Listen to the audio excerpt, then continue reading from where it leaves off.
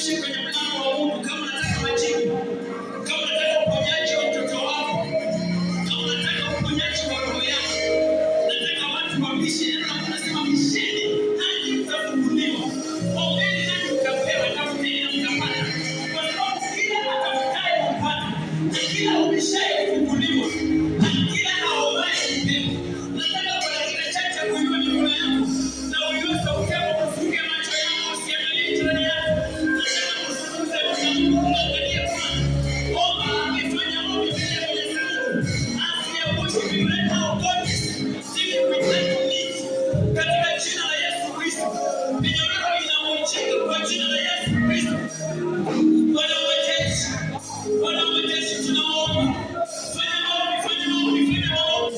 Yale ambayo ukitenda sana kutoka kwa Mungu, yanafanyika, yanafanyika. Ndio, yanafanyika kwa jina la Yesu. Yes, Lord. Yanafanyika, yanafanyika. Tuko na imani, yanafanyika. Bwana tunakuabudu, Bwana tunakuabudu.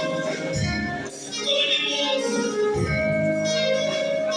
Bwana wa majeshi. Oh yes, Mungu anahurumia maisha yako. Oh,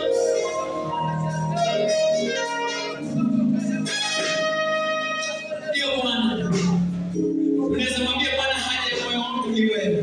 Tamani Mungu. Biblia inasema kwamba mtafuteni kwanza ufalme wa mbinguni na haki yake, na mambo mengine yote mtaongezewa.